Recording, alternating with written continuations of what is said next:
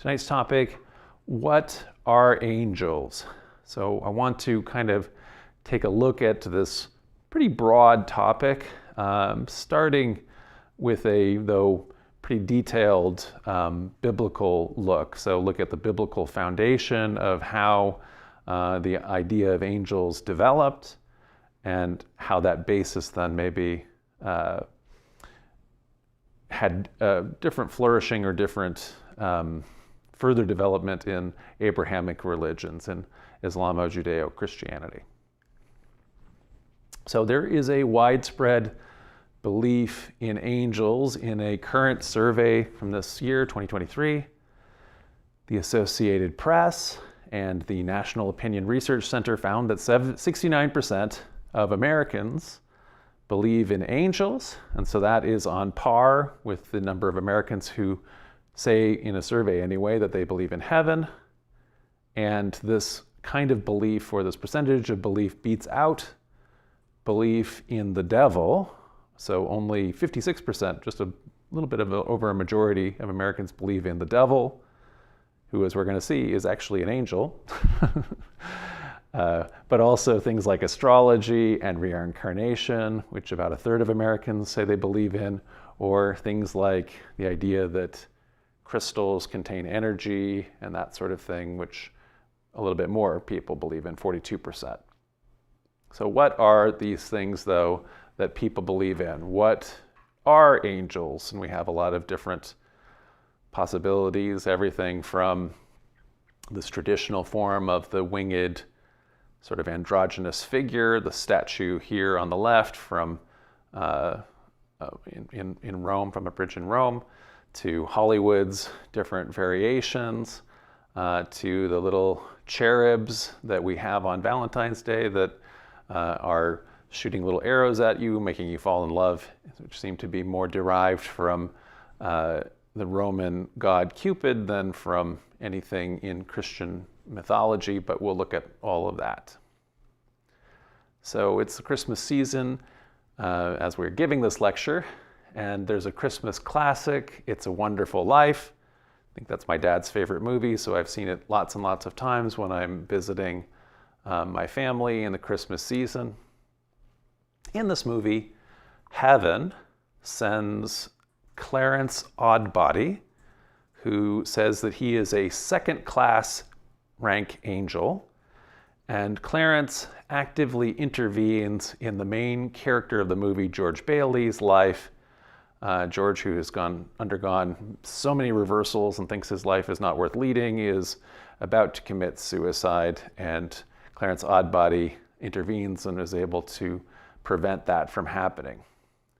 So just note here that the movie then is presenting kind of a cosmology where that has occasionally very active interventions. So an angel is sent down here and is really actively intervening in this guy's life. And I would argue that if that cosmology opens itself up to the problem of evil, which is one of the theological problems, in a pretty serious way. So if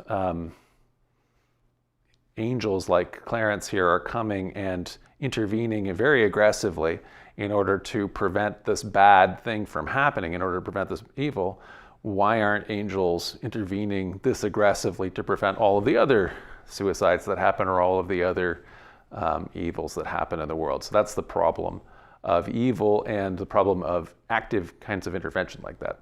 That's a side issue. What we'll just say, though, is that the aggressive intervention that happens in the movie easily shows George Bailey that his life really was worth living. And so if you're doing that, isn't heaven to blame for, like I say, not giving everybody that same kind of demonstration? So more important for this lecture is the angelology, the kind of pop angelology that has presented this movie's idea of what angels are. So Clarence Oddbody, like I said, is a angel second class. And in the movie, that's defined as someone who's a deceased human who has presumably led a good life, gone to heaven, and has not yet earned his wings. So Clarence apparently lived a regular mortal life beginning back in 1653 And after dying, he's now spent 200 years in service in heaven, acting as a guardian angel, most recently assigned to George Bailey. So that's the pop idea of angelology presented in the movie. According to George Bailey's daughter, Zuzu, she declares at the end of the movie, "Look, Daddy, teacher says, every time a bell rings, an angel gets his wings." And so this is, this teaching, is affirming the underlying angelology, the idea that there are angels that are needing to earn their wings, and bell ringing is somehow associated with that. So my question always, when I was a kid and watching this, where is Zuzu's teacher getting this important information? So where is every time a bell rings, an angel gets his wings in the Bible? What is that? Is that in Ezekiel? Is that in Isaiah, Habakkuk? What book of the Bible is Zuzu's teacher drawing upon? And of course, the answer is that it's nowhere.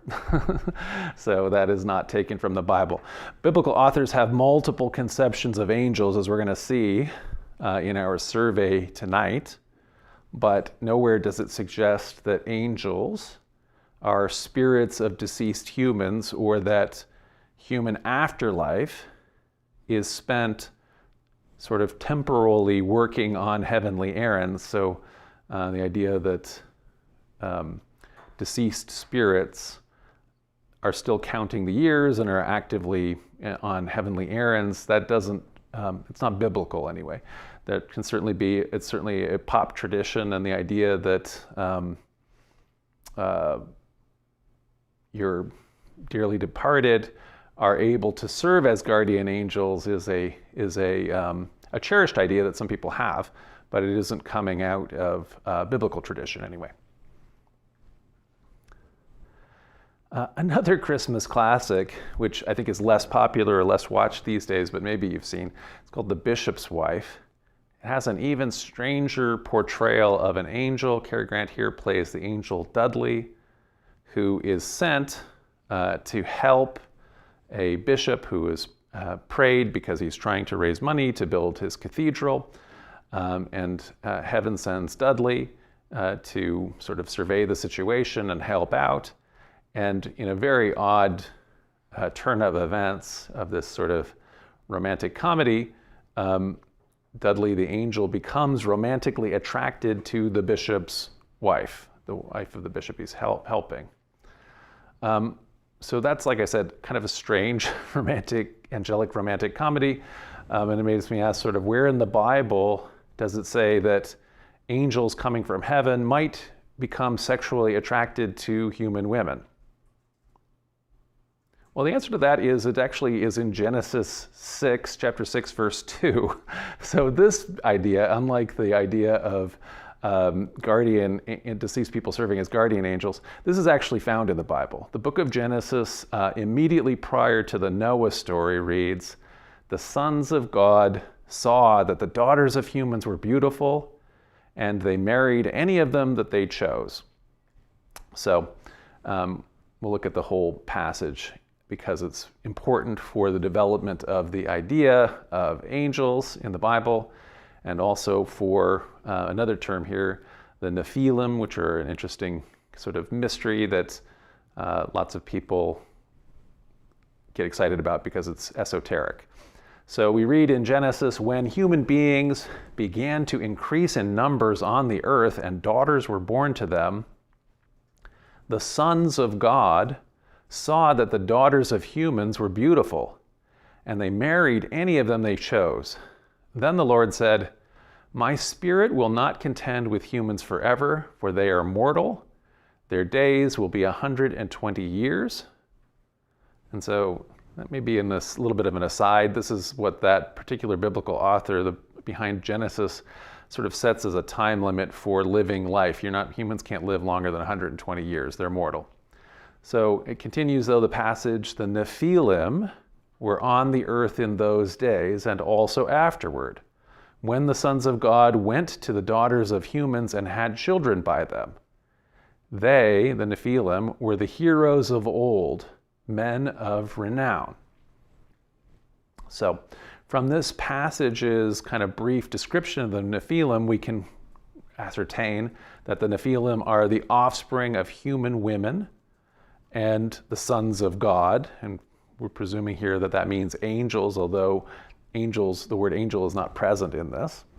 And that these Nephilim then become the heroes of old, potentially here the equivalent of demigods in Greek mythology like Heracles. So Heracles is the son of Zeus, a god, and the mortal woman Alcmene, and there's many other Greek demigods who are essentially these people from the great age of heroes who are, sort of half divine and half mortal. So the Hebrew Nephilim is often read as the fallen ones, and that's maybe the Hebrew meaning, or a meaning in the Hebrew that it's an etymology that's given to it. When it's translated in antiquity into Greek, into the Septuagint, the translators use the Greek word not for fallen ones, but instead they use the Greek word giants. And so often we will see there were giants in the earth in those days as a way that's sometimes translated into the English Genesis. There's a couple other mentions of Nephilim in the Bible. So specifically in the book of Numbers, chapter 13, while the children of Israel are being led by Moses and they're wandering 40 years in the wilderness, they send a group of spies into the promised land, the land of Canaan. And those spies come back with a very dispiriting report. So we read in the book of Numbers, "Then the men who had gone up with him said, 'We are not able to go up against this people,' these people in the land of Canaan, 'for they are stronger than we.'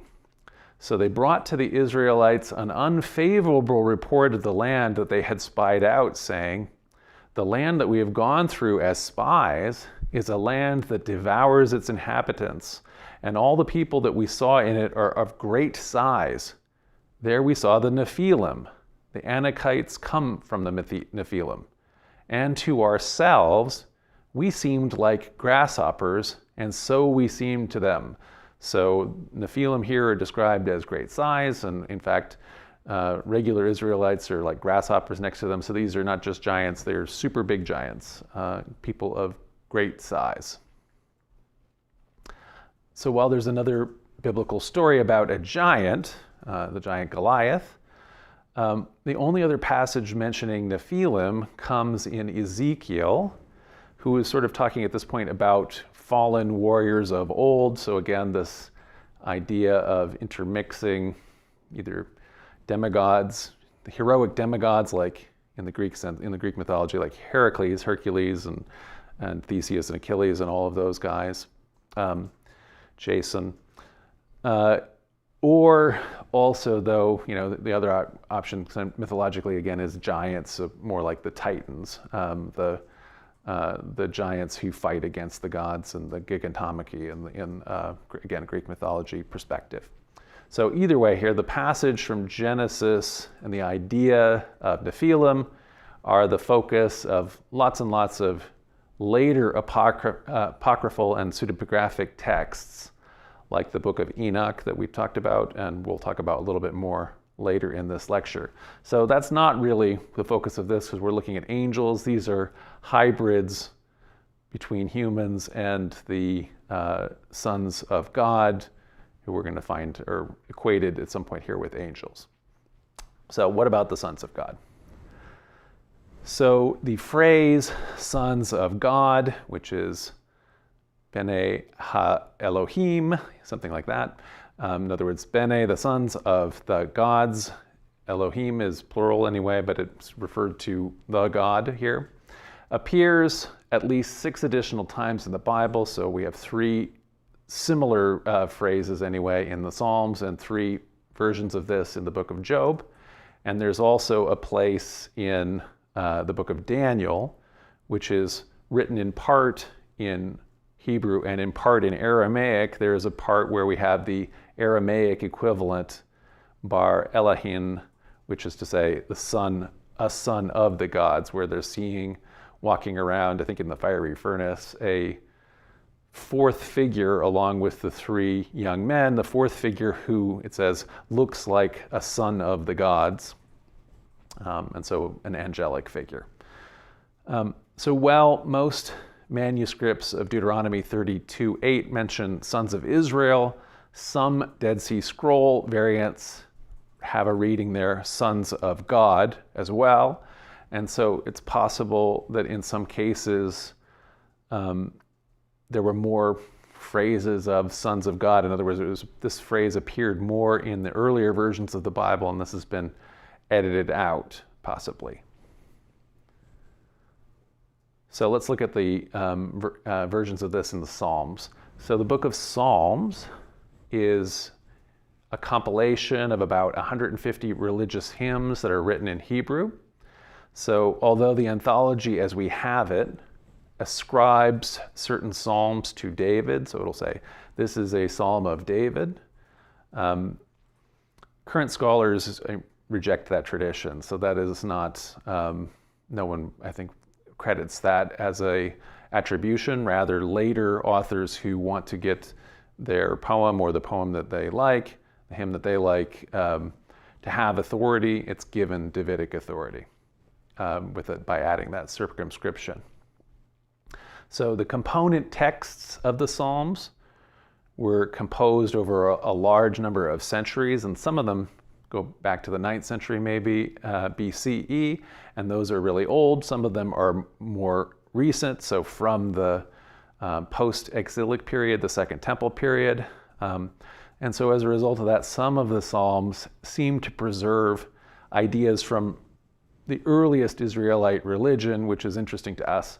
It might be nice and interesting to do a lecture on the earliest fragments of biblical thought that are preserved in the Psalms as a future lecture. So we'll look at some of these places where we talk about the sons of God or variations of that in the Psalms. So Psalm 29, one of these psalms that's traditionally attributed to David, begins with a plea to the sons of Elim. So El is one of the names of God. Elohim is a plural for that. Elim is a shortened version. So it's usually translated, or it's translated here in the New Revised Standard Version, ascribe to the Lord, O heavenly beings. And that's where that sons of God is being translated in English here as O heavenly beings. Ascribe to the Lord, O sons of God. Ascribe to the Lord glory and strength. Ascribe to the Lord the glory of his name. Worship the Lord in holy splendor. So in English, the New Revised Standard Version and the New International Version render this phrase heavenly beings. The King James Version has O ye mighty, and other variants in English I looked through said O mighty ones. And so that shows just reminds us that English translations sometimes obscure interesting details in the underlying source text. So we also have a mention of this in Psalm 89, which is attributed to someone named Ethan the Ezrahite. And so this includes praising God for destroying the primordial water chaos monster Rahab. So in this section we read, O Lord God of hosts, who is as mighty as you, O Lord? Your faithfulness surrounds you. You rule the raging of the seas. When its waves rise, you still them. You crushed Rahab like a carcass. You scattered your enemies with your mighty arm. So just to know what Rahab is. So Rahab is also mentioned in Isaiah 51:9, where it's asked, was it not you, O Lord, who cut Rahab into pieces, who pierced the dragon? So destruction of the monster of chaos, whether it's called Rahab in the Bible or Behemoth or Leviathan. This is probably something that's just central to a lot of Mesopotamian creation mythology. So this is drawing from other Semitic polytheist religion. And so, for example, in the Enuma Elish, which is the Babylonian creation story, the great dog Marduk defeats Tiamat, who is, again, the Akkadian or Babylonian version of the chaos monster that is being referenced here also in the Hebrew Bible. And with God destroying it, Yahweh, as opposed to another Babylonian or other Semitic god. So that same psalm that's talking about Yahweh defeating Rahab talks about God in relation to the Bene Elim, the sons of gods. So let the heavens praise your wonders, O Lord. So whenever it says O Lord, we mean it's the phrase here, the underlying text says Yahweh. Let the heavens praise your wonders, Yahweh, your faithfulness in the assembly of the holy ones. For who in the skies can be compared to the Lord, to Yahweh? Who among the heavenly beings, the Bene Elim here, is like the Lord? Which of the sons of God is like Yahweh? A God, an El here, feared, Yahweh is a God, feared in the council of the holy ones, great and awesome above all who are around him. So, here the Lord, here Yahweh, is described as a God, as an El, in the council of the holy ones, among whom are the Bene Elim here, the sons of God. A similar picture of God presiding over a divine council, God in the midst of the gods, is found in Psalm 82. In that psalm we read, God, Elohim, has taken his place in the divine council in the midst of the gods, Elohim. So again, this is where we have both the name of God, which is plural, but meaning God in the monotheistic singular sense, or henotheistic at least, talking about being in the midst of gods, using that, again, plural for gods, using the same word here. In the midst of the gods, he holds judgment. How long will you judge unjustly and show partiality to the wicked? Selah. Give justice to the weak and the orphan. Maintain the right of the lowly and the destitute. Rescue the weak and the needy. Deliver them from the hand of the wicked. They have neither knowledge nor understanding. They walk around in darkness. All the foundations of the earth are shaken. I say, you are gods, Elohim, children of the Most High, the Bene Elion, all of you. Nevertheless, you shall die like mortals and fall like any prince. Rise up, O God, again the word Elohim, judge the earth, for all the nations belong to you. So these passages and others highlight the fact that the Hebrew Bible does not initially reflect monotheism. Instead, it presents the Lord, Yahweh, as the God, the Elohim of Israel, who exists among other gods, Elohim, along with other divine figures, including the sons of God, whether it's the Bene Elion or the Bene Elohim or the Bene Elim. A similar portrayal of God's heavenly court is found at the beginning of the Book of Job. And we've had a whole lecture on the Book of Job, which reminds us that it's actually multiple component parts. But this phrase actually exists in two of the later parts of the Book of Job to have been composed.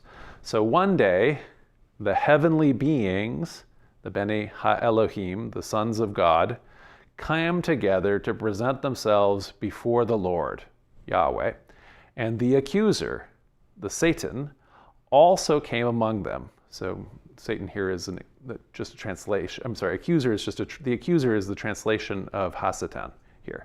The Lord, Yahweh, said to the accuser, "Where have you come from?" And the accuser answered the Lord, "From going to and fro on the earth and walking up and down on it." So again, as the heavenly beings, as the sons of God are assembled, Satan, the accuser, is among them, although it's not necessarily listed as one of the sons of God, but it could be inferred even from this court. So here, the Satan is playing an apparently sanctioned role in Yahweh's heavenly court. So people have taken it as like an attorney general or something like that, somebody who is going around and bringing different people, different mortals, and what they're doing to God's attention, accusing them, as ultimately he's accusing Job when God points Job and Job's righteousness out to the accuser, to Satan. In another component text of Job, the famous speech from the whirlwind, God also talks about the sons of God. Also later in this text, I'll just mention that God boasts about his ability to defeat the chaos monster, who in this case is called Behemoth. And so this is again something that is in more than one place in the Bible. So the Lord answered Job out of the whirlwind. Where were you when I laid the foundation of the earth? Tell me if you have understanding. Who determined its measurements? Surely you know. Or who stretched the line upon it? On what were its bases sunk? Or who laid its cornerstone? When the morning stars sang together, and all the heavenly beings, the Bene Elohim, the sons of God, shouted for joy. When were you when I was creating the world and the sons of God shouted for joy? God asks Job.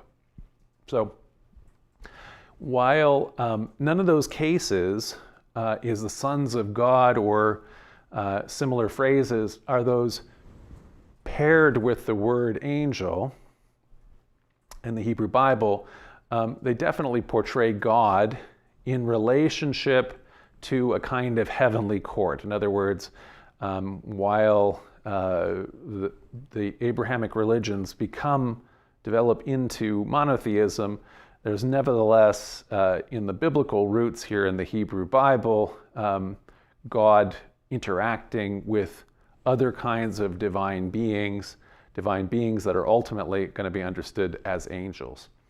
So in addition to these traces, though, of an older, larger pantheon of gods and Israelite paganism that's remembered here in some of these phrases, there are also some indications that Yahweh's direct interactions with humans have been edited out of some of these early stories that are compiled together to create the Old Testament, the Hebrew Bible. So I'll use a couple examples or show a couple examples. So there is a story where three men come to visit Abraham. Christians see this as a vision of the Trinity, or a symbolic, which is to say a theological reading of this story. But this is not a historical reading, as the author of this portion of the Genesis, of course, is writing long before the idea of Trinity developed as a way to understand God. Maybe I'm just going to... Okay, so... Oh, I'm sorry, I need to be able to have slide access again. Sorry. So I missed the slide here where I was going to read it, but I'll just essentially say here what happens is that we have the phrase where the Lord comes to visit Abraham, and then it says he looks up and he sees three men. And it has the Lord speaking to Abraham. It says the Lord visits Abraham and the Lord speaks to Abraham, and yet what's described are three men. And so it's an interesting dichotomy that exists in this particular passage in Genesis. And like I say, there's been a traditional Christian theological reading of that. So whatever the intent of that passage, the original intent of the passage, the story goes on, and two of the three men who visited Abraham continue on to the city of Sodom, and then we have the story of Sodom and Gomorrah. But in the story of Sodom and Gomorrah, these two men are explicitly called angels. And so we read in that chapter, the two angels came to Sodom. In the same way as we have in this Abraham story where the Lord visits Abraham in the form of three men, or maybe the Lord is directly visiting Abraham accompanied by two angels, we have something potentially similar at play in Genesis 32 at Peniel, when Jacob maybe is wrestling with an angel and maybe is wrestling with God, with Yahweh. So in Genesis 32, we have the story of the patriarch Jacob wrestling with a man, and he does it at a place that Jacob later names Peniel or Penuel. So we read that in Genesis 32. That same night, Jacob got up and took his two wives, his two maids, and his 11 children, and he crossed the ford of the Jabbok. He took them and he sent them across the stream, and likewise everything that he had. So the whole caravan, he sends it across the stream. Then he's left alone on the other side of the creek, and a man wrestled with him until daybreak. When the man saw that he did not prevail against Jacob, he struck him on the hip socket, and Jacob's hip was put out of joint as he wrestled with him. Then the man said, "Let me go, for the day is breaking." But Jacob said, "I will not let you go unless you bless me." So he said to him, "What is your name?" And so the man said to him, essentially, "What is your name?" He's saying he is not telling who we're talking about, but who this being is. And he said, "Jacob." Then the man said, "You shall no longer be called Jacob, but Israel, for you have striven with God and with humans and have prevailed." Jacob asked him, "Please tell me your name." But he said, "Why is it that you ask my name?" And there he blessed him. So Jacob called the place Peniel, saying, quote, "For I have seen God face to face, yet my life is preserved." So Jacob names the place because he's seen God face to face, he says. So Jacob's new name, Israel, has the folk etymology given to it in the Bible of he contends with El, contends with God. And the story takes place in a location called Penuel, which means facing God, facing El. I should not say Ed, it should say El. Facing God, in other words, which is, I've seen God face to face, is the folk etymology the Bible gives, or you're striving with God and men. So the original intent of the myth seems to be that Jacob has seen God face to face and struggled or wrestled with God directly. And the problem with that would be that later biblical editors who, understanding God in a much more cosmic, henotheist and later monotheistic sense, they would have found that very uncomfortable, that a guy is sitting around wrestling with God or seeing God face to face. It's later understood that you can't see God face to face.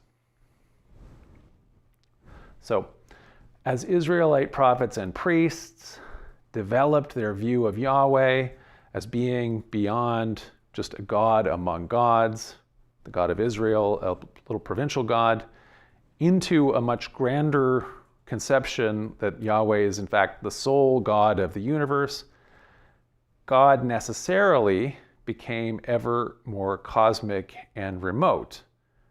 And so other gods that might have existed in their original cosmology and their original in their original worship, their original mythology, were then demoted. And so sons of God are no longer gods, but become something less than that. And there are also potentially then instances where Yahweh perhaps seemed to interact directly, for example, with Abraham or with Jacob or with others. Those are also maybe demoted to an angel interacting with them, resulting in essentially this lesser divine being of angels. Malachim in Hebrew, they're angels. So this is not alone. Like so many things, these are not found in the ancient First Temple and Second Temple Judaism alone, but there was a similar process of downgrading other gods into angel-like beings that occurs in other world religions. So, for example, in the world religion of Zoroastrianism, it becomes the state religion of Persia as an earlier essentially pagan polytheist pantheon is collapsing in before Ahura Mazda, who is now going to be the supreme god. Then all of the lesser spirits are becoming Yazadas. The lesser divine beings are becoming, in Zoroastrian religion, Yazadas, which are essentially the equivalent of angels. And you can even see in this Persian, ancient Persian relief sculpture, the Yazada here is pretty angel-like in a lot of characteristics. You could easily imagine that this is coming from a Judeo-Christian sculpture as opposed to a Zoroastrian relief. So the Hebrew for angels, malach, which is pluralized malachim, that means messenger. And it's the same word that the Bible actually uses when describing human messengers, so it isn't a special word that just means divine messenger or anything like that. It's the word messenger. The English word angel has the same root meaning, and so we get it from the Latin angelus, which is borrowed from a late Greek term, angelos. So angels make many additional appearances in the Hebrew Bible than just those places that I've already shown where we have the sons of God and so on.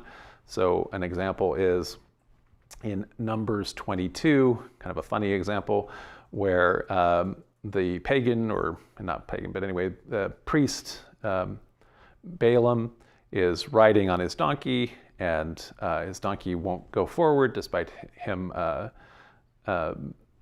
urging it on, because the donkey sees an invisible angel that Balaam is unable to see, and they ultimately have a conversation about it. So there's an angel put in his way, and there's many other examples of angels existing in the Hebrew Bible. For example, Jacob again has a vision at a place called Bethel. It's an important religious site in the ancient northern kingdom of Israel that is later recovered by Judah, the southern kingdom. So Genesis 28 includes this vision of God's angels ascending and descending, a stairway to heaven, an image that is inspiring enough that obviously that has inspired pop songs, Stairway to Heaven, in recent years. So Jacob left Beersheba and went towards Haran. He came to a certain place and he stayed there for a night because the sun had set. Taking one of the stones of the place, he put it under his head and he lay down in that place. And he dreamed that there was a stairway set up on earth. The top of it reached to heaven, and the angels of God were ascending and descending on it.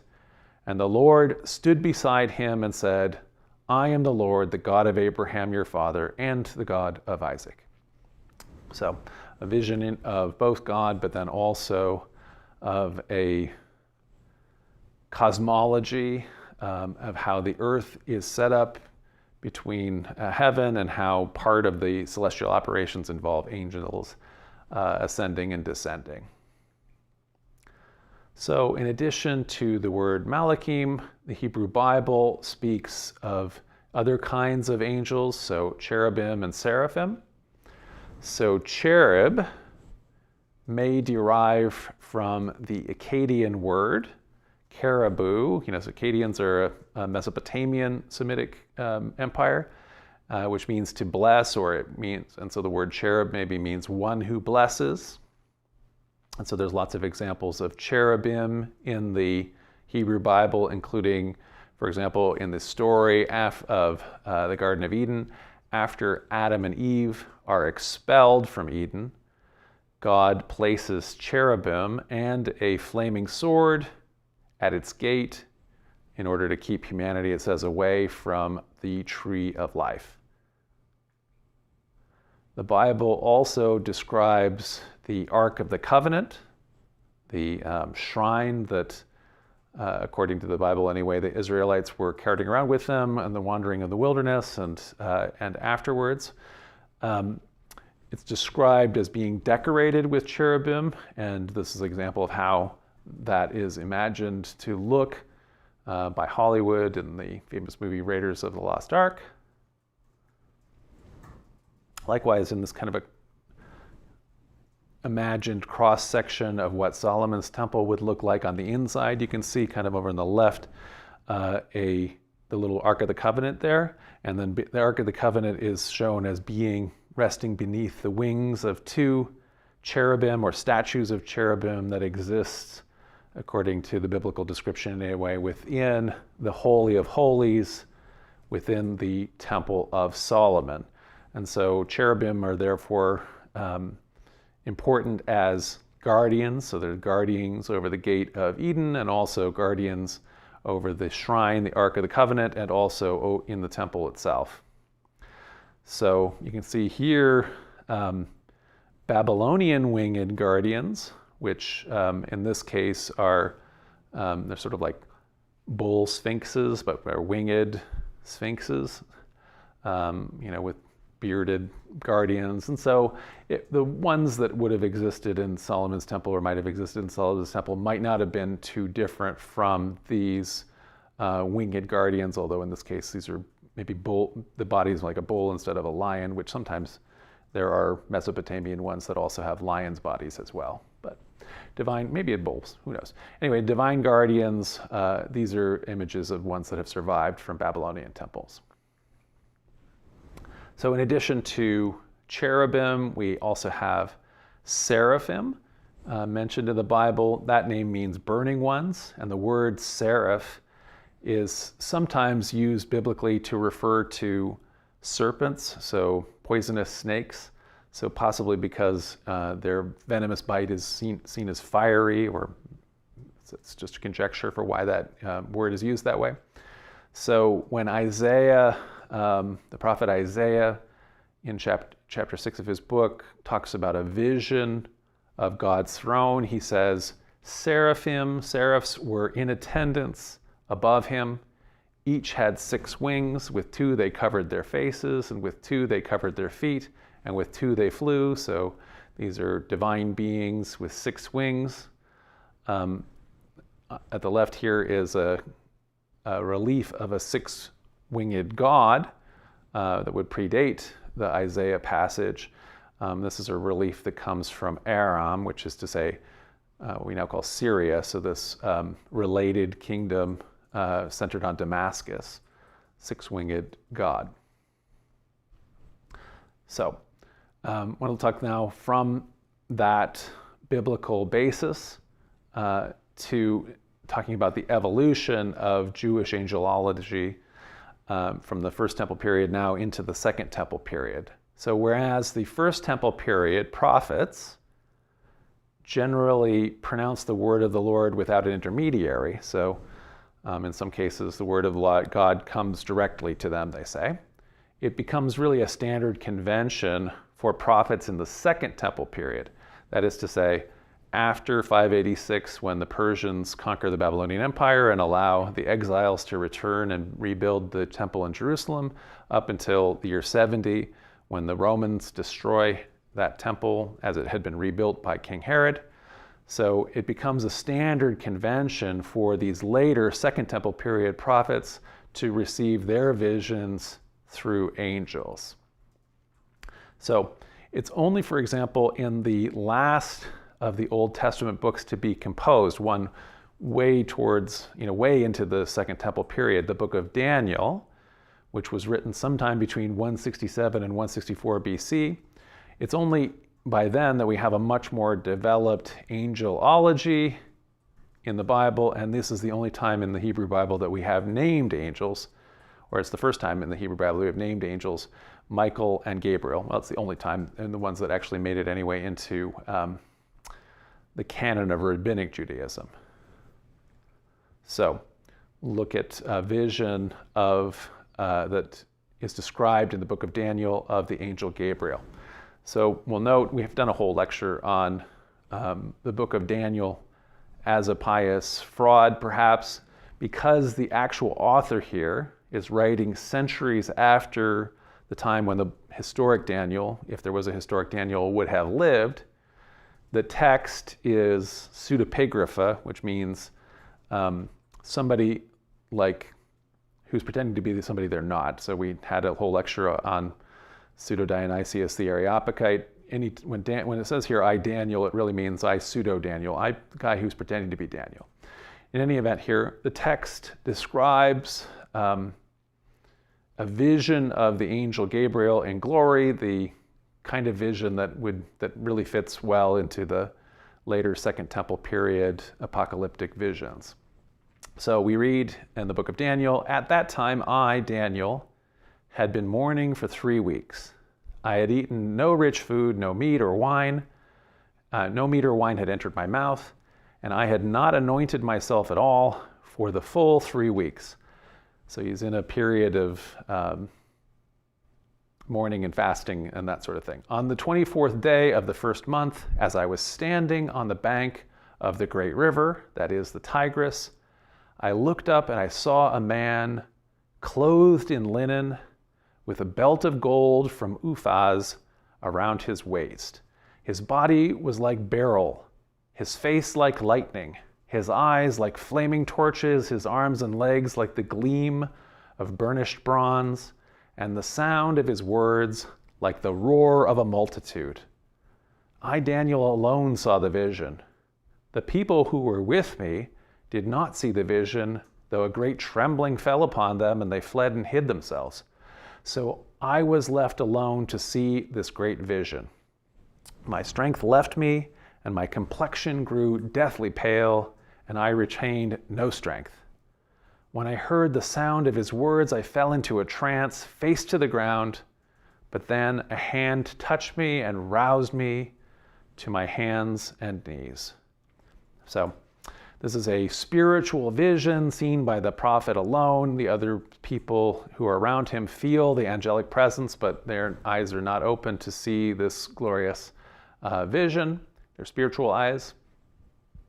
The angel goes on to tell him, he said to me, Daniel, greatly beloved, pay attention to the words that I'm going to speak to you. Stand on your feet, for I have now been sent to you.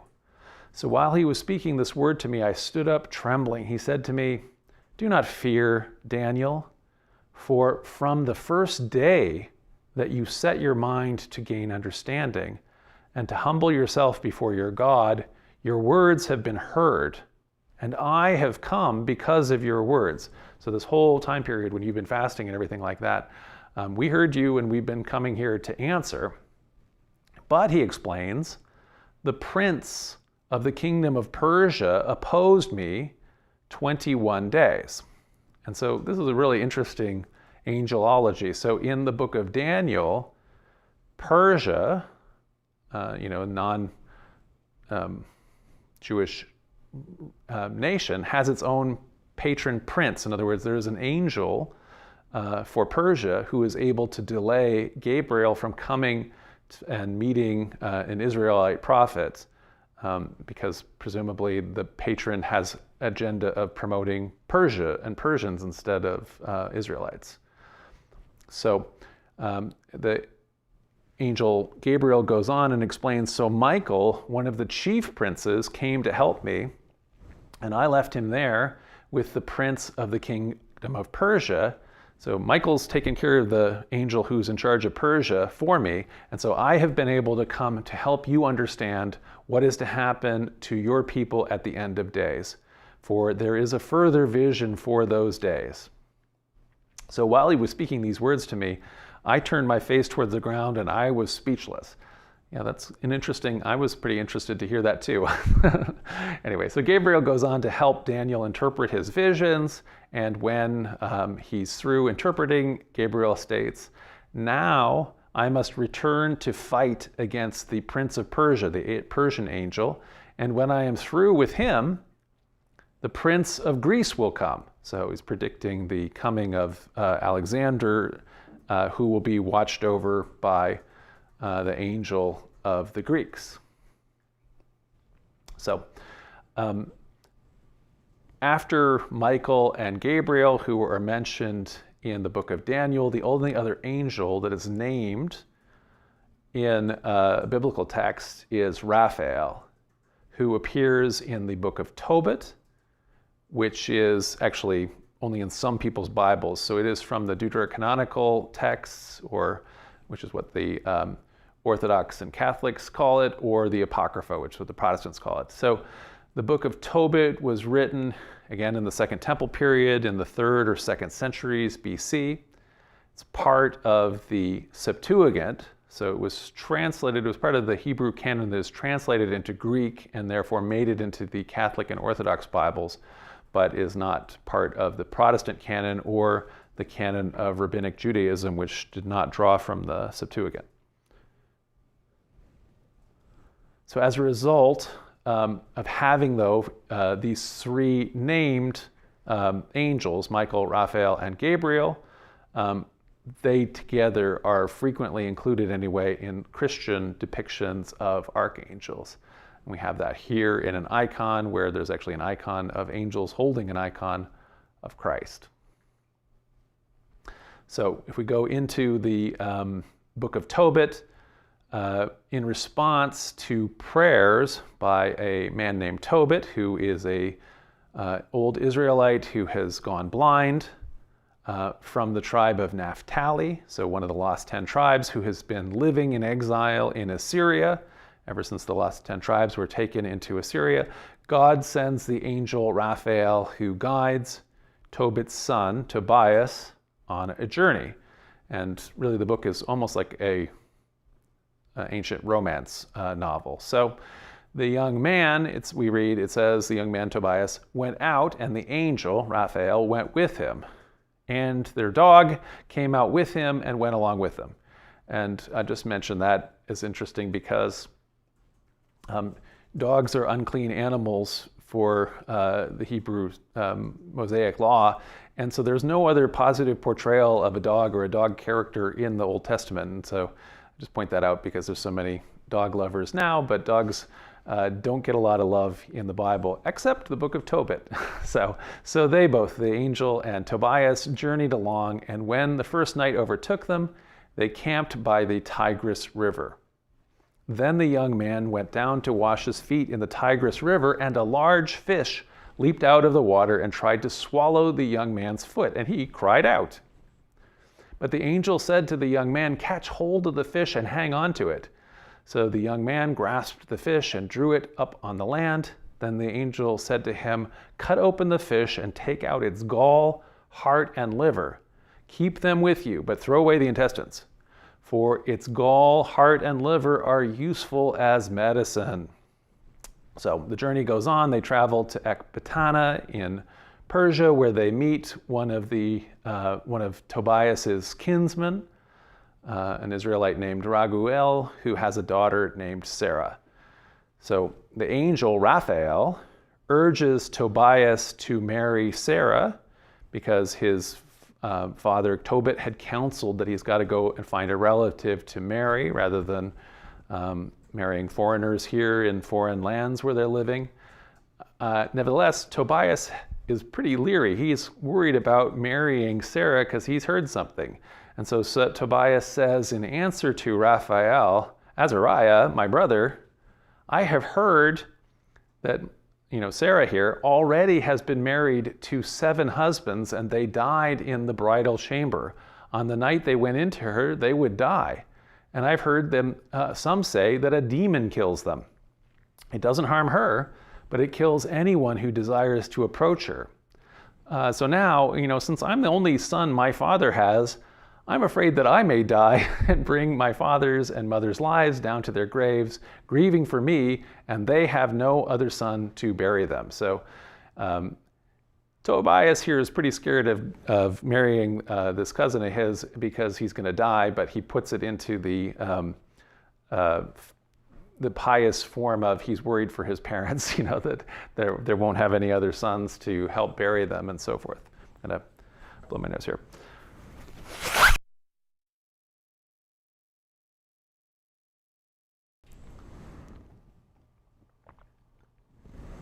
Anyway, so Raphael explains, we got it. We don't worry about that. So if we burn this fish, we remember that fish we collected with his gall and so forth. That burning that gall is going to be great medicine if we burn it as incense, and that's going to ward off the demon. And spoiler alert, that works. So we'll see that actually ends up happening in the book. So the inclusion of a demon in the narrative also shows kind of that demonology developed sort of hand in hand with angelology in the Second Temple Judaism. So this, again, we don't see like a lot of demons or described as demons in earlier components of the Hebrew Bible, but it's a similar kind of story with angels as they're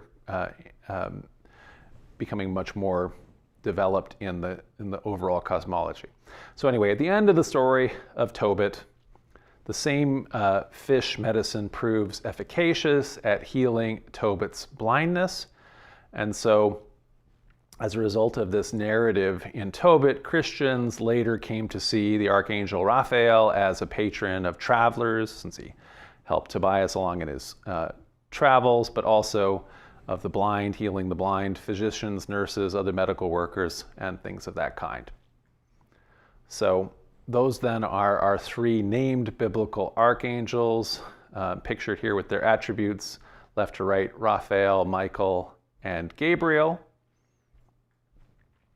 You might have noticed that all of these have theophoric L names, so they all end their name, Michael, Raphael, Gabriel, with L, God, one of the words for God in Hebrew. And so we've looked at theophany before and have gone through what some of these folk etymologies are, or possibly reconstructed etymologies. So Michael is possibly reads who is like El, which might be interpreted who is like God, or there is no one like God, or the one who is like God. So there's different interpretations that are somewhat contradictory to each other, but something like who like God or one like God, one like El. Gabriel might mean something like El is my man or my strong man, or it's interpreted sometimes as God is my strength, or it could mean Gabriel is the strong one of God. And Raphael, the meaning is something like El has healed, or the healing one, the one who heals, who comes from God, something like that. So we have those theophoric El names, which roll off the tongue, and these are also kind of names that like Tolkien will use to make elven names, or divine names. These have become a regular template for longer angel lists that are generated during the Second Temple period. So although, like I mentioned, Daniel alone of these later apocalypses make it into the canonized version of the Bible, that is not because they're ceased to be apocalyptic prophecy. Sometimes people ask, why did there stop being prophets, or why did prophecy cease in the centuries leading up to Jesus? It did not. There continued to be lots and lots of prophets who wrote apocalyptic texts. Generally, these, again, take the form, like Daniel, of pseudepigraphic apocalypses. And we have volumes here of ones that are actually survive. So there's going to be many more of all the ancient books that did not survive, but these are some that have survived, that were not put in the Bible.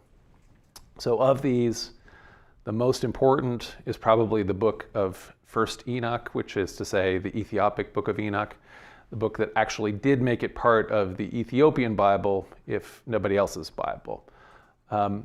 So as we mentioned, we have a lecture called The Context of First Enoch from several years ago that really is still among our most popular videos. So as of when I looked at it today, there's some 433,000 views of that lecture.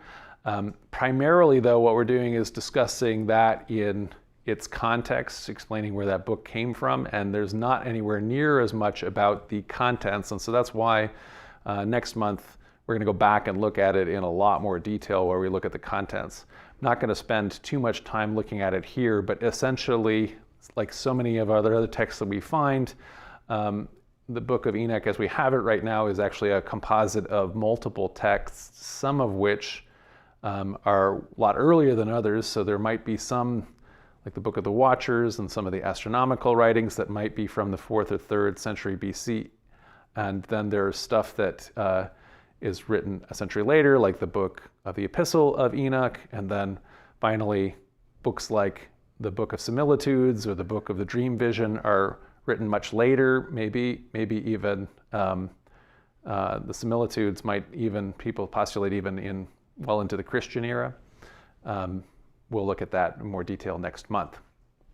In any event, one of the things that is in chapter 6 of 1st Enoch, that section that is from the Book of the Watchers, as it's called, is a big expansion of the Genesis 6 story that we started with.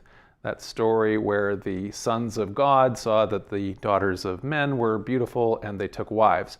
And so in this expansion, the sons of God are explicitly called angels, and that's how it's understood in the Book of Enoch. And so we read in the Book of Enoch, "It came to pass, when the children of men had multiplied, that in those days were born unto them beautiful and comely daughters, and the angels, the children of heaven, saw and lusted after them, and said to one another, Come, let us choose wives from among the children of men, and beget us children.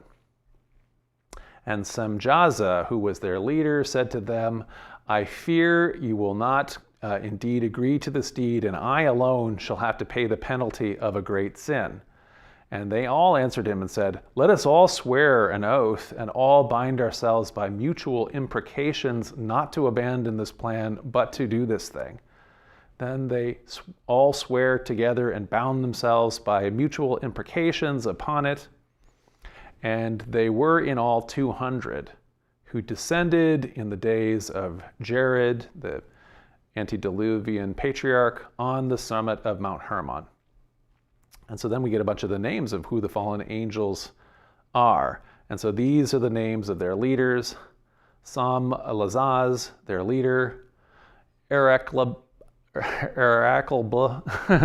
Remiel, Kokablel, Tamlel, Ramlel, Danel, Ezequiel, Baraquijal, Azael, Armaros, Batarel, Ananel, Zachiel, Samsapiel, Saterel, Turel, Jamjael, and Seriel. These are their chiefs of 10.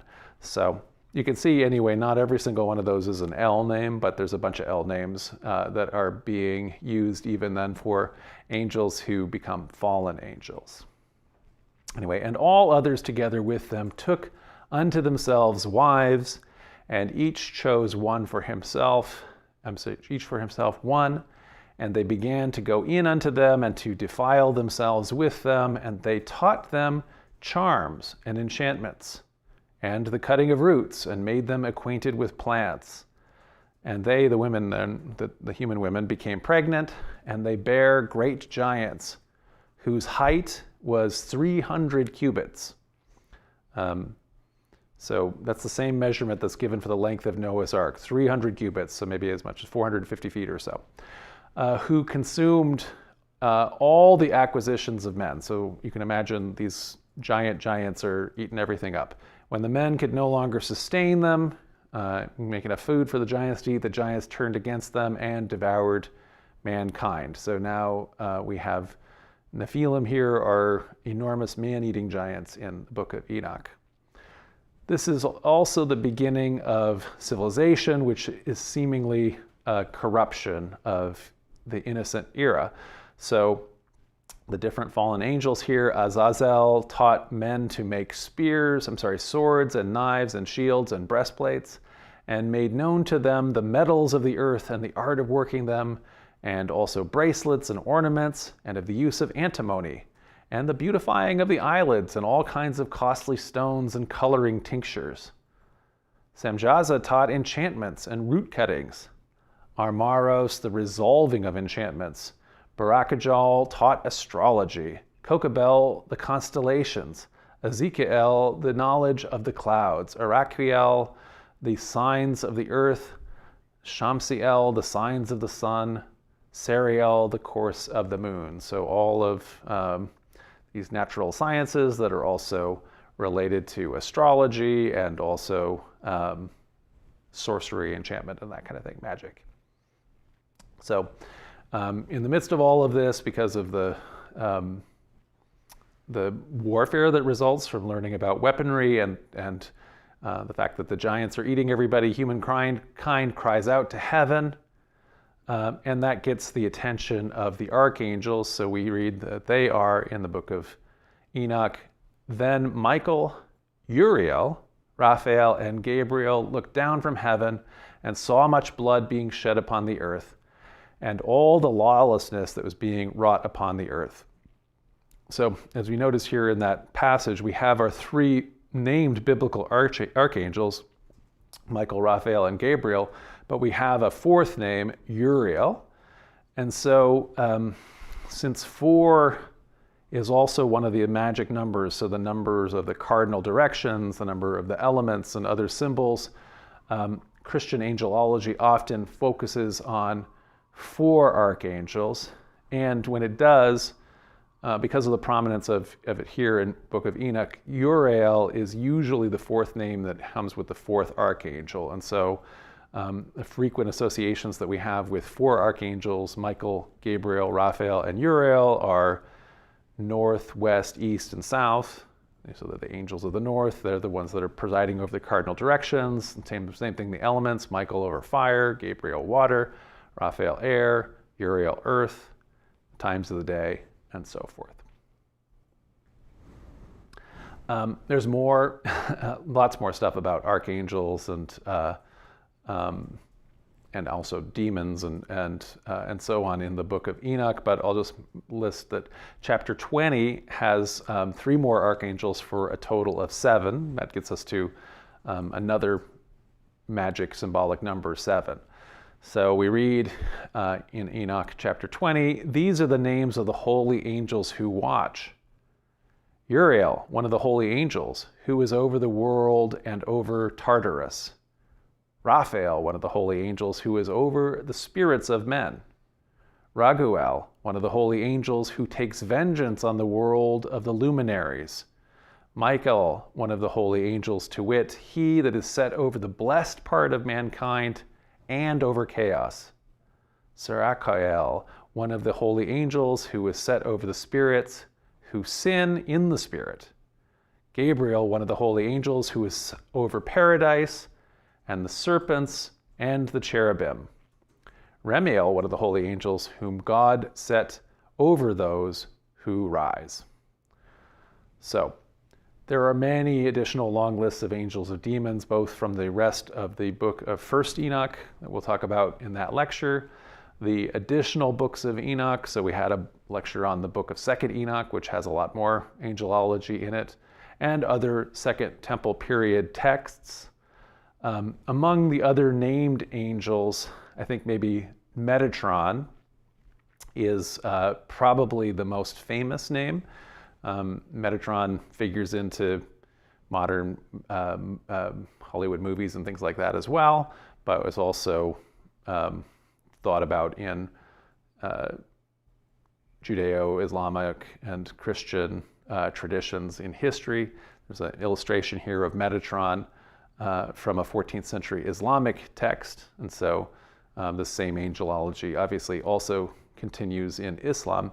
So Metatron is the name that's given to Enoch after he's taken up into heaven, and he puts off his mortal being and is instead translated into an eternal being The name is unclear, the etymology of it. In Metatron sounds Greek, and so it could be the Greek word, it means beyond, and tron, beyond which is thronos, meta, beyond the throne. So it's the angel that is beside God, God's throne. Or there's also different Hebrew potentials if it has a Hebrew root that mean things like keeper of the watch, or other Hebrew etymologies have been suggested. It's not entirely clear. But in any event, this is how Metatron figures in. Given the development of angelology that we've kind of looked at in the Second Temple period Judaism, you can see how New Testament Christians are kind of steeped in that. So they are apocalypticists, and they also are in the world that's inhabited by angels and also demons.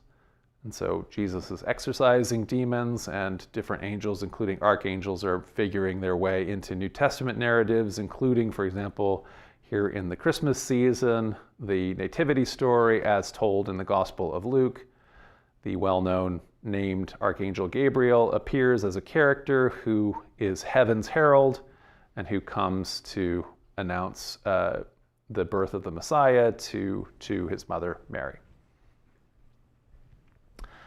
Similarly, the war in heaven, which is described in chapter 12 of the Book of Revelation, it's very much in keeping with the angelology and the demonology of the Second Temple period.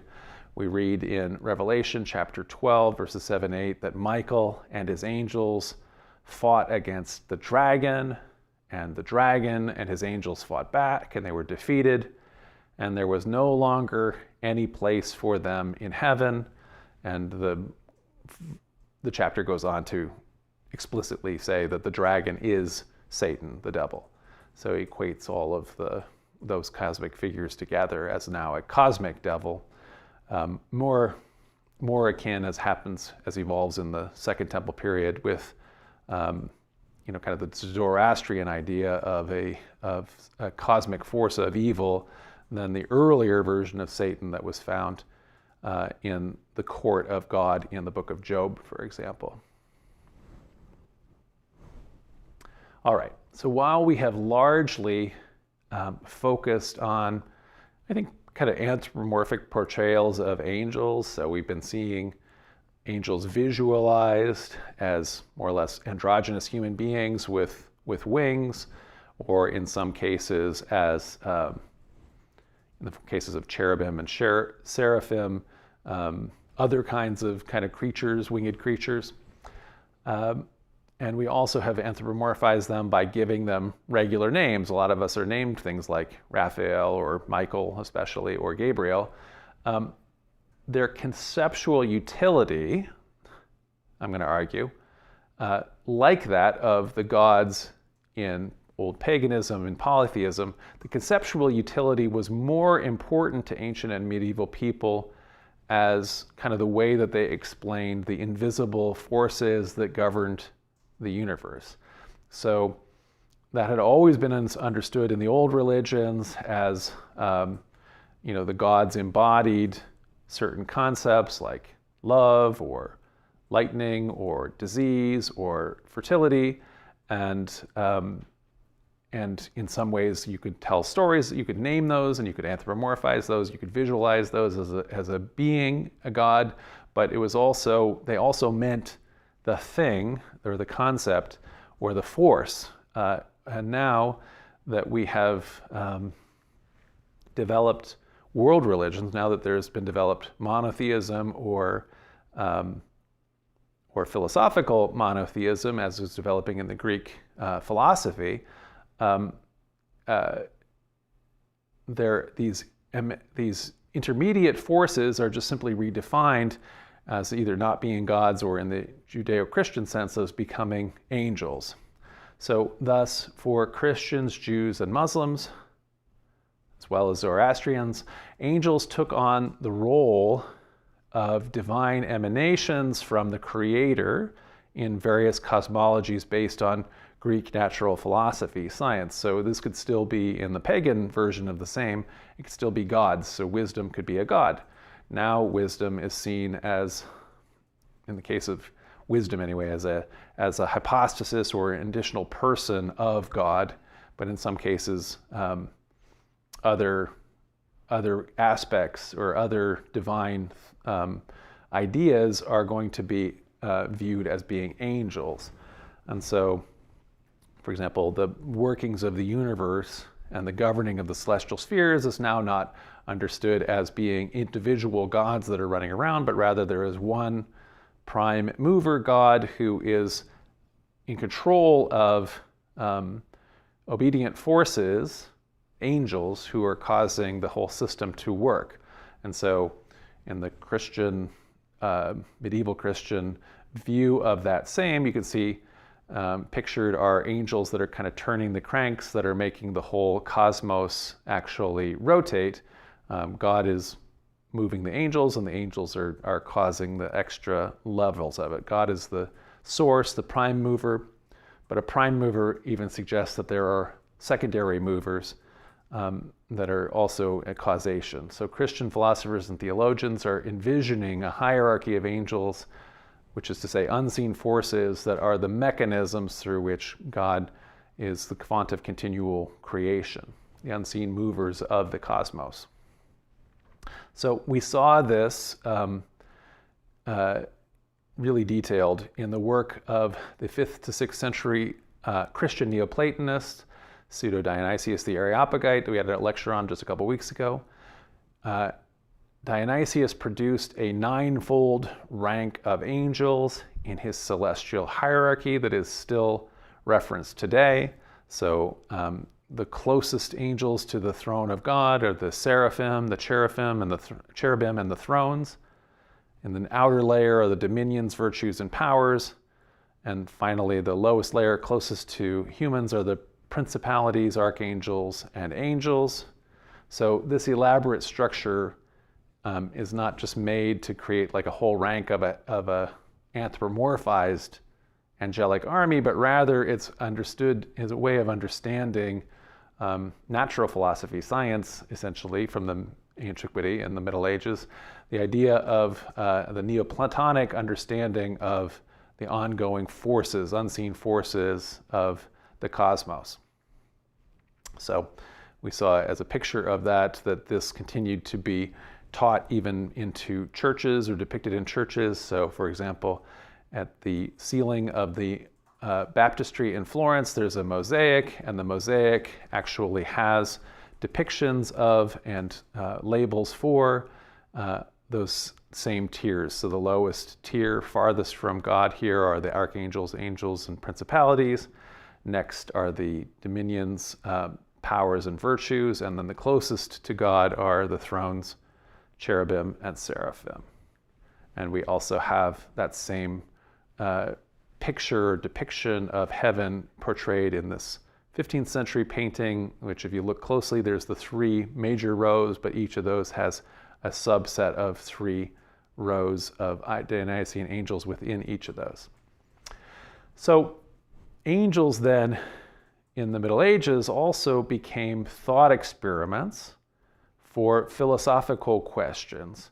So for example, if you wanted to, as a philosopher, reason out the questions of free will and determinism, has everything that's gone before ultimately determined what we're going to do, or do we have free will? Are we actually making choices that are affecting what the future will hold for us? Was it all predetermined, or is there free will?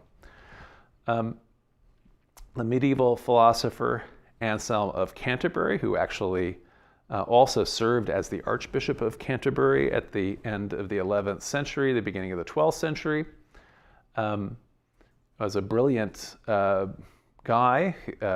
He's the one who defined theology as faith-seeking understanding. That's a very common quote even to this day. And he wrote a very lengthy thought experiment on free will, making use of angels, and he's actually drawing from the stories that we've been focused on throughout this whole thing. So the story of the fall of the devil, but also the fall of the other angels. And so I'm going to go through and look at it in a little detail, since it kind of is relevant to what we've had, showing how these same mythological texts continue to inform philosophical thought thousands of years later here, or 1,000 or so, more than 1,000 years later. So he wrote a dialogue in almost like a Platonic-like style that's called De Casu Diaboli, The Fall of the Devil, written in the 1080s. So in this, Anselm tries to explain, if God is good and God created everything and God created, for example, angels, why did some angels rebel and fall away from God? Didn't God have to have made them bad angels in order for that to happen? If not, why did they fall away? And so the thought experiment begins where the teacher and the student, who are the two participants in this Plato-like dialogue, are asking, well, does this question, if we're going to have this question be about angels, is that going to apply also to humans? And that's where they start. So the student asks, does the phrase from Paul in 1 Corinthians 4:7, where Paul says, "What do you have that you have not received?" So he's essentially saying everything that we have, everything that we are, is something that we have received. Does that phrase that Paul says in Scripture apply to humans, or only to humans, or does that apply to angels as well? And so the teacher responds, no creature has anything of itself. So we're all creations. Angels are creations and humans are creations. No creature has anything of itself. How can something that does not have being of itself have anything of itself? The only reason why we who are part of creation exist is because the source of being gives us being. So God is giving us being. That's how that's why we are. And so therefore we can't have anything of ourselves solely. In short, if there is only one who creates, and whatever is created is from that one, it is clear that he who creates and what he has created is all there is. And so then the student says, well, that is clear. That often happens in a Socratic dialogue, in a Platonic dialogue too, where Socrates will make a statement, which I don't know that always seems that clear, and the person that Socrates is having the conversation with will say, well, certainly that is correct, Socrates. And so the student also says that's clear. So if some of the angels, though, rebelled, that means they're evil, right? Aren't they evil if they rebel? Doesn't that mean that God created evil angels? Well, the teacher says, let's be careful here when we're doing that. Take care not to think, since we read in sacred scripture, or say in quoting it, that care not to think that God causes evil or non-being. That I am criticizing or denying what it said there. But in reading scripture, we ought not to attend so much to the impropriety of the words that it covers truth, as pay attention to the propriety of truth that is hidden under various kinds of verbal expression. So that's a little bit of a way of saying here, if you read the Bible literally, you're going to find out it's going to say all kinds of stuff that is philosophically and theologically a mess. So if you read it, if you're reading scripture and you're insisting on a literal reading, the teacher is saying, you're going to come up with some really wrong conclusions, and that's going to be a mess. And so we have to be very careful, he's saying, that we are actually looking to pay attention to the propriety of truth that is hidden under various kinds of verbal expression. So it's again a caution that all ancient and medieval thinkers had against reading scripture literally. And the student agrees, look, to do what you suggest would occur only to someone stupid or desirous of cavilling over scripture. So if you were going to read it literally, you're either stupid or you're trying to undermine the authority of scripture. Nevertheless, some people do read it literally. So wait a second though. The student has this point. Look, if angels have everything that they have from God, it follows that the angel who perseveres in truth does so because he has perseverance. And he has that because he received it. And he received it because God gave it to him. So the angels that didn't rebel, they did so because they have the quality, perseverance, and that's a quality that God gave to them. It also follows, the student says, that he who does not persevere in the truth does not persevere because he does not have perseverance. And he does not have it because God did not give it to him. So tell me what his fault is, seeing that he did not persevere because he was not given perseverance, without which he could do nothing.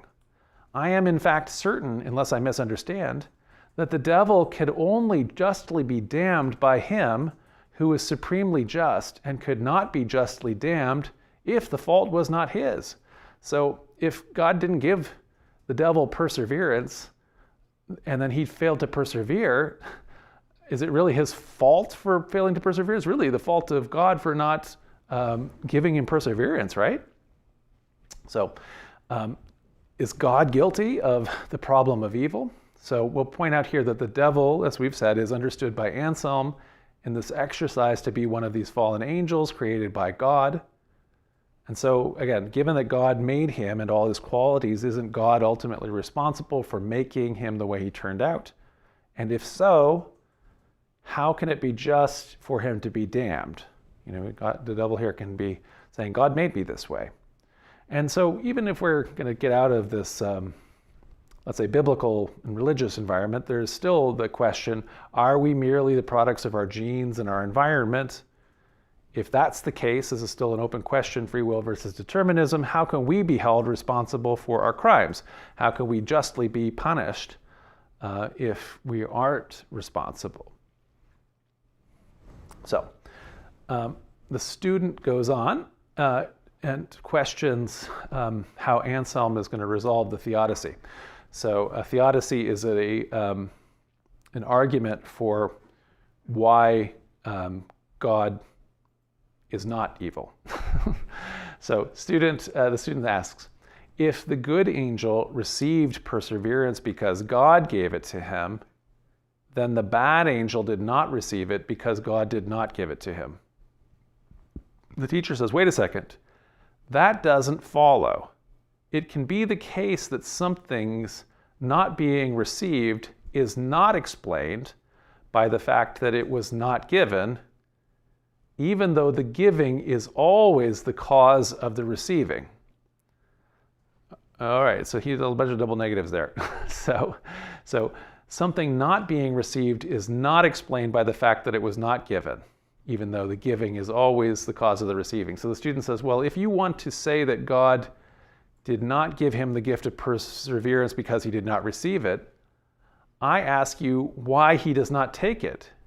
Either this is because he did not have the capacity or because he did not want to. If he did not have the capacity or will to take it, then God did not give him that capacity. So in other words, there's a way around this, there's maybe that this is going to double down and double down. So if we're going to say God was still giving the perseverance, but the devil didn't take it, the perseverance, or chose not to take it, doesn't that mean because he didn't have the capacity or the will to want it, and didn't God not give him the capacity or the will? Aren't we going to get back to the same thing even with your little trick here the student is asking? So ultimately, Anselm is going to get God off the hook through the Neoplatonist position that evil, like darkness, is not a thing. So evil and good and evil is not black and white and black, which is to say positive, both cases positive cultures. It is light versus darkness, where darkness is merely the absence of light, the absence of good. Evil is the absence of good. For Anselm, God creates and sustains all being, but is not responsible for non-being, which is simply the absence of being. So if God sustains your being, he hasn't caused your non-being. your non-being is the default condition. Oopsie, I gotta not do that, wave my hand so much. I'm very excited about this non-being. Okay, you already had non-being. Non-being is already the default. God is creating the being. And so therefore, choosing nothing is not the same as choosing a positive created evil. Since evil is nothing, Anselm argues that the pre-fallen angels' actual choice was not between good and evil, but between two positive motivations: a desire for justice, preservation of rectitude, and a desire for happiness, self-interest. The angels who fell, like Satan, did so because they chose the latter desire when it was in conflict with the former, the consequence of rejecting good. And so ultimately, in order to bring this is essentially saying complex motivations are what is actually showing that there is free will in this thought experiment. The student says, why did he will what he ought not? And the teacher says, look, no cause preceded this will except that he was able to will, that he has been the power of will. Why then did he will it, the student asks? Simply because he willed it, for there was no other cause by which his will was in any way incited or attracted. Instead, his will was its own efficient cause. So it's a philosophical explanation, but ultimately the thought experiment using angels here comes down to choice. And so we have free will, according to Anselm's explanation here anyway, and that applies both to angels in the thought experiment and also to humanity, which is why the thought experiment's important. So in that sense, we still have, and this comes, as we saw before, out of the book of 2nd Enoch as an idea, but this is the angels as a metaphor for decision-making, even if it's a less sophisticated version than what Anselm was arguing. And so with that, I hope I was able to kind of show both the development of the idea of angels, kind of where it came from in the Bible, all the traces of the many stages, the further evolution within the Second Temple period, and that as the foundation then for Christian writings, how that gets intertwined with Neoplatonism especially, but other Greek philosophical thought as it is taken through antiquity and the Middle Ages. And I've used Christian examples, but it also is happening in Islamic and Judaism in terms of their medieval philosophies, kind of bringing us to today where we have this inheritance of many different folk ideas, I would say, and some theologically sophisticated ideas of what are angels. I'm going to find my bottle of water that I dropped while we are looking for Leandro is looking at your questions. Tell people I'm going to delete the queue if we don't get more likes. Oh dear. Leandro says there has not been enough likes of this lecture and he's going to delete the question queue unless people start liking the lecture. So let's do it while I'm taking a glass of water here. Okay.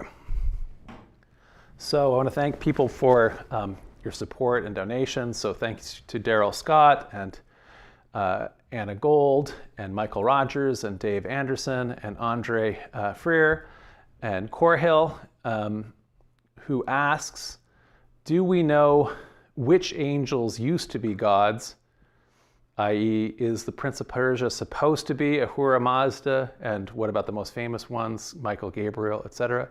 So I would say that the different unnamed sons of El, are used to be gods in those kind of texts. Some of them may be like the angel of death. It's called the destroyer in the Passover story. Maybe that's a god of death, something like that. The Prince of Persia is a late development, so that's again, that's from the Book of Daniel, which is already written long after long after this whole development is already happening. And so I don't think that the Prince of Persia is actually meant to be Ahura Mazda. No, Ahura Mazda is God. It's a Persian understanding of God. The Prince of Persia is an idea that the author of the Book of Daniel has, that different nations will have, instead of having your own national god, like Yahweh was going to originally be the god of Israel, and Chemosh is the god of Moab, and Dagon is the god of the Philistines, and the other gods of national gods. Now that role of national god is being taken over by angels in the view of the Book of Daniel. And so Michael's a great angel, but Gabriel is obviously focused on Daniel and the Israelites, and there's a prince of Persia who is looking over the Persians, and there's a prince or an angel of Greece who is going to be looking over Alexander and his successors, and presumably now, there's an angel of Brazil and an angel of China and so forth. In other words, all of these angels is what that would be the understanding there. James Sweeney, I want to thank you for your support. You ask, you've mentioned Jehovah's Witnesses in many lectures in passing. As an ex-JW, I've been curious if you've ever considering doing a lecture on their unique theology and history. I have not, but I think it would be interesting. So I have a good friend who was an ex-JW who was on a ex-JW website back in the day. And I've know a little bit about it. I know a little bit about the history, and I do know it'd be interesting to talk about. But yeah, I think it would be a very rewarding topic for a lecture to look at some of the other, say, modern, non-Nicene Trinitarian religions, and the Jehovah's Witnesses are certainly really, really prominent. I mean, we see Jehovah's Witnesses every day on the streets here in Toronto. So. Okay, also in the queue here with questions. JB says, are the angels of Zoroastrianism contemporaneous with Judaism, or were they developed before mentions of winged heavenly beings in the Bible?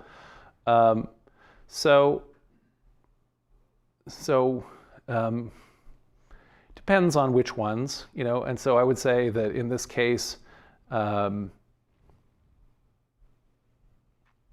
it's hard to exactly say. So we'd have to look at exactly where the problem with Zoroastrianism is that, so the texts for a whole long time are oral, but they are very ancient because they are orally transmitted in a way where they're memorized, and the language actually ceases to be a spoken language anymore, other than just the language that the priests use in the memorization of the text. But we don't have the ancient version of the text, and so it is sometimes a difficulty that there is in placing which comes first. And there is so much development of angelology in Judaism and Second Temple Judaism. This isn't the place where I would say, well, the idea of angels comes in Zoroastrianism first. In general, I'd say Zoroastrianism stuff is first, but it's not. Couldn't say this as a definite thing. Certainly with angels, some of these ideas that become important in Second Temple Judaism do seem to come from Zoroastrianism, but it may not be angels. It may just be a similar process that happens as you're developing a cosmic deity from the traditional polytheism. Corhill asks, oh, you already asked that one. I already answered that one. Josh Bedford says, have you seen any of the biblically accurate angel memes? What do you think of biblically accurate reductionisms? I have not seen those. I guess I would say probably they're not. I would say it's probably biblically accurate reductionism is probably not too good. I have no idea what, I'd have to look at it, but I presume that it's going to bring everything to a historist perspective. And so probably what you're coming from is taking, let's say, an evangelical understanding of something, which is not based in history or anything else, and then coming up with a kind of a debunking thing based on historicism, which the historicity issue that the evangelicals are are wanting is it in fact also itself just a misreading. So the framework, the entire framework is wrong, and the debunking of the framework is just as wrong as the people who have the wrong view within the wrong framework. What we need to do is overturn the framework, not the individual stuff within it. So I'd have to look at the meme particularly, but that would be my general thought of how those usually work, that kind of thing. Rain Weber asks, was Gabriel the one that Muhammad was supposed to be talking to in his mountain cave? I wonder if the Quran has more angelology than Christianity. So yes, so exactly. So I was going to mention it. At a certain point, these lectures become really long, but yes, in the same exact way that that later Second Temple period Judaism and then revelation to apocalyptic Christian prophets is done through the intermediary of a vision of an angel coming to you, and the angel sharing a vision, and that's often someone like Gabriel who's doing it. Early Islam also, which is adopting late antique Judeo-Christian, especially Christian source material, would fit perfectly within that. So revelation for the prophet Muhammad here is coming via the medium of Jibril, who is the angel Gabriel.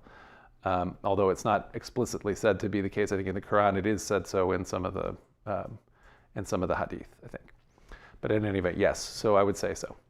So Cheryl Grow says,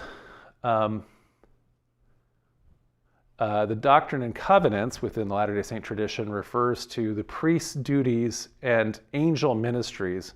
So what exactly is that referring to? What are angel ministries? So, there's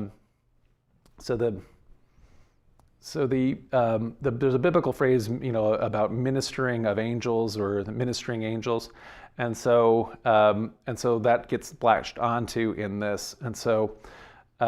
I would have to look exactly at the phrase and what it's saying there about the priest's duties, and so I'm gonna have to say I don't know offhand, but I would say that they're building on a phrase in the Bible of an understanding of, let's say, a kind of angels in the same way we have maybe a guardian angel. We also have a ministering angel, an angel who is doing something like Raphael, which is providing healing or providing support, spiritual support, somebody who is helping buoy the spirit, that kind of thing. So it's probably referring to something like that. Jake Christensen says, obviously Mormonism has come up with new canonized instances of angels. Do we have other examples from historical Christianity of post-biblical angelic involvement? Is there a comparison to be made between angels and saints? So yeah, Jake, okay, so we'll get to the follow-up question. But first is, so people in regular rest of Christianity continue to have interactions with angels. So angels continue to be a part of the understanding. So people have visions of angels. There have been several recent popes in the 20th century who've talked about visions or experiences that they've had, I think, with their own guardian angel. And so I think that people understand angels to be interacting with them in regular kind of Christianity. In Mormonism, in the Latter-day Saint tradition, say the angels that are appearing to Joseph Smith in his descriptions are not angels in the traditional Christian sense of what an angel is. They are angels in the sense of what this popular sense of what an angel is that I talked about at the beginning of this lecture with It's a Wonderful Life, where we had a deceased spirit of this guy from the 17th century, Clarence Oddbody, who's come back as a guardian angel. So in that same way, when Joseph Smith has a vision of the angel Moroni, Moroni is supposed to be a deceased human being. Same thing, he has visions of the apostles Peter, James, and John. These are deceased human beings. So these are not how Christians normally understand angels. Angels are a separate order of creation that are immaterial in standard Christian understanding. and they're not, humans don't become angels and vice versa, although obviously in pop understanding, like It's a Wonderful Life, they do. And so they also do in Mormonism. Is there a comparison to be made between angels and saints? So saints is an idea that other Christians have about the deceased. And so this was, though, an open question. So normally throughout Christian history, the idea is that the saints can, you can kind of pray and have some kind of an effect where you ask for the deceased to intercede on your behalf with God. So you can pray to angels and have angels talk to God. You can also pray to a saint, deceased person who can do that. But that was still a little bit of an open question. There was already there was a pope in the Middle Ages who suggested that no, actually, the deceased people would be more like what we read in the Book of Kings in a previous lecture, where we have the prophet Samuel, who is resting in the grave and is more or less in a state of sleep, who is only woken up through necromancy. The Pope, it's John the 23rd or somebody, one of the 20s, John somebody, I think 23rd, who was trying to say, well, that's how the saints are, and so they can't actually intercede until we get to Judgment Day. But he had to recant that. So I think the idea is that, yes, it would be more like saints. And so that would be more like what Peter, James, and John or Moroni would be in the normal Christian understanding of what Latter-day Saints call angels. Jake also asks as a follow-up, is Adam considered to be part of the Mormon Godhead? Adam, who is understood as Rick is saying. So one of the other understandings is that since angels are either deceased humans or pre-mortal humans, a teaching in Mormonism is that Michael comes to earth and becomes Adam, and Noah came to earth and became Gabriel. And so Jake asks, is Michael considered to be part of the LDS Godhead? No, not anymore, but Brigham Young said yes. So Brigham Young taught that Adam was God, and that is a weird doctrine that the Utah Mormon Church ultimately made a heresy, although there are fundamentalist Latter-day Saint sects, the polygamous churches that still teach that. And he says, I'd have to say yes or no, depending on who you are and when over the last 180-ish years. So yes, so that's true. So Karen Lee Music Merit says, what angel appeared to Joseph Smith? So I just was talking about that. So the angel as described by Joseph Smith, the angel Moroni, is the deceased. There might be a bunch of repeated questions. That's fine, yeah. I'll just say, is a deceased spirit, which Joseph Smith says is an angel. So that's the Mormon understanding is different from the rest of Christianity about angels. Although, like I said, it's in concert with some pop views of angels like we saw in It's a Wonderful Life. So Dottie Ling Gringo says, might John give a 1-minute overview of restoration angelology found in Community of Christ? I don't necessarily know what our angelology is in Community of Christ. So we have the same tradition of Moroni and Peter, James, and John, which I think we will. Moroni certainly gets referred to as an angel. Angel in this case would mean messenger, but it would not be an angel in the Christian sense of sons of God and that sort of thing. I don't know that we are maintaining I don't know that we're maintaining a cosmological thing about angels being spirits before or after. That's certainly in Utah Mormonism, but I wouldn't say that that's Community of Christ understanding or doctrine at this point. I would call it Joseph Smith's speculative theology. So it's a speculation that he had, a theological proposition that he had, that we would have to decide whether we think that that has any utility. And I think that we already have words for spirit, and we don't need to construe angel with that. So James Sweeney, thanks for your support. You ask, why is Jacob's stairway to heaven described as a vision in the Bible, but wrestling with an angel is described as a physical event? Is that a distinction with meaning?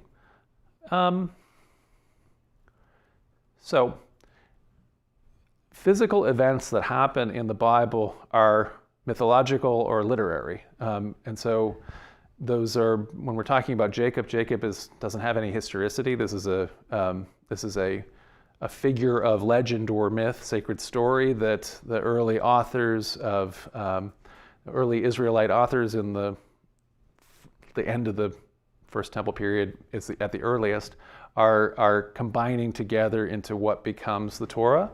And so as a result of that, this includes stories that would be like other sacred identity stories that we have for ancient Greeks and Romans and in their religion, ancient Egyptians, and so on. It isn't necessarily an important distinction. One of the is because in the literary story, in a myth like that, you are able to have the physical event actually happen, because that is just a misunderstanding that ancient people have about causation and what we would consider to be the supernatural. But one of the reasons why things like that are still seen as dreams or visions is because the author is aware at some level that they haven't seen any such thing. And so they are aware that when they are interacting with the divine, that is coming through a non-physical event. It's through a vision or a dream, as it's called in that particular case in the Bible. Ricky Palacios asks, what is an apocalyptic text?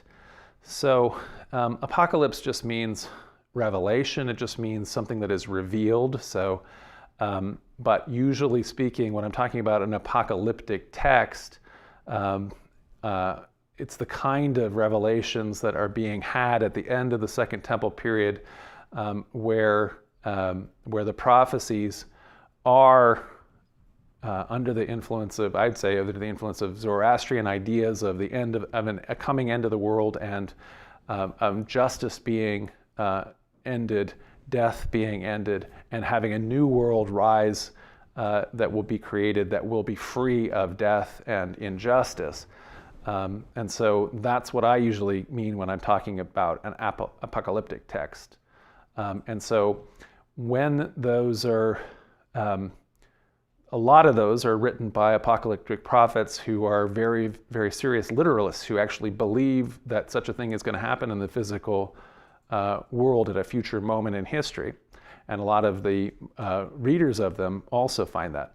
Then there are also Christians going all the way back to the same kind of first century and biblical writers, like one of the principal authors of the Book of John, the Gospel of John, who instead interpret that more spiritually and understand instead that we are engaged in a spiritual combat against iniquity and just systems, and what we are trying to do is move towards a new world that we are building ourselves, and that would be my personal take on that. But anyway, that's where apocalypticism, what we usually mean. Fastball Flakes asks, what is your professional opinion on the existence of a historic Daniel? And so why don't we vacate the queue after that. So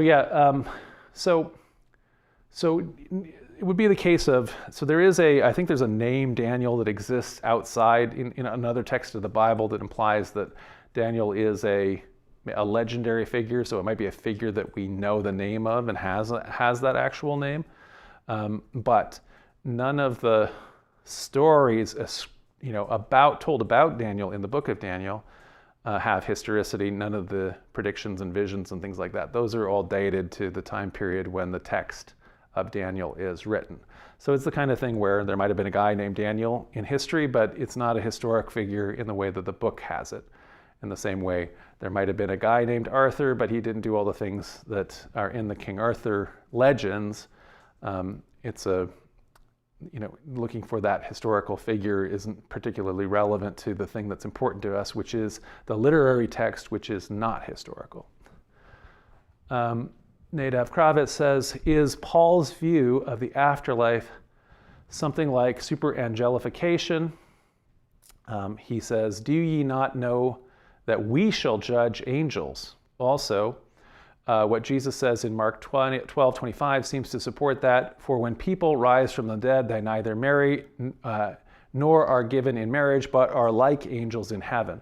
So yeah, this is the idea of that would be consonant maybe even with the description of what happens to Enoch when he comes up into heaven and his mortal form is replaced with the imperishable. And so the idea of it is that yeah, so this would be the distinction before, was the question we were talking about in the Restoration tradition, where I was saying that it's not that the deceased become angels, but there is an angel-like quality here.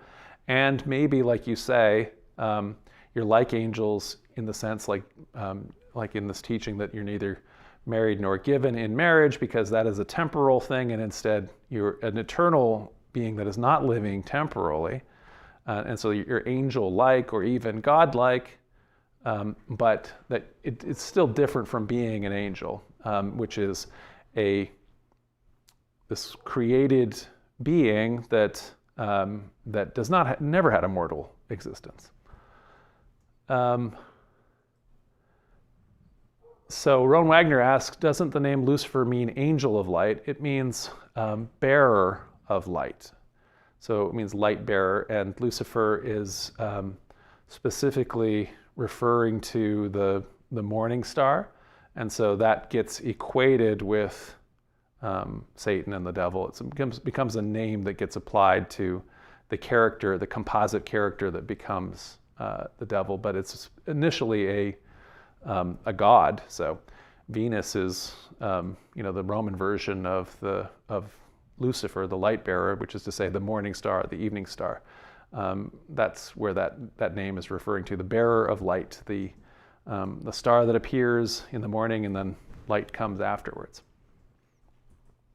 Andy Lyon asks, what of the Rudolf Steiner idea that humans are the 10th class of angels? Where does that fit into the scholarship of angels? So yeah, when I'm suggesting that I don't think there's a biblical basis for the idea that humans and angels are the same, that doesn't mean that there haven't been lots of ways to try to figure this out. So certainly Joseph Smith had ideas about it, other people have ideas about it, and they would like to put these together. These are different ideas that people have, and ultimately some of this is maybe not relevant, since we're talking really about categorization anyway. So if everybody is in heaven is going to be a eternal being that isn't temporal and is going to be angel-like and God-like, then does it really matter if you're an angel or a saint or whatever you are? It doesn't necessarily. We're just maybe splitting hairs in terms of the terminology. So that's the end of questions. Anna Gold says, I found center place during my deconstruction of my lifelong deconstruction from a lifelong believer into an apostate, and was honestly scared to listen because of my church baggage. But y'all have been a truly safe place to learn. Oh, Anna, we are so happy that you found that. We appreciate that. There have been a lot of people whose churches they grew up in have unfortunately been damaging, and they haven't been places where a person is able to develop, explore and develop their own ideas without facing lots of pushback and negative baggage and all that kind of thing. And I appreciate that and we appreciate that. Therefore, it's not everybody's thing, and we don't require or think that everybody should do anything. But if we can provide that kind of truly safe and open forum, that's what we try to do. That's what we strive for. And so, thank you so much for that feedback. All right. So next week we're going to talk about the theology of the Christmas story, and I think it'll be a lot of fun. Hope to see you then.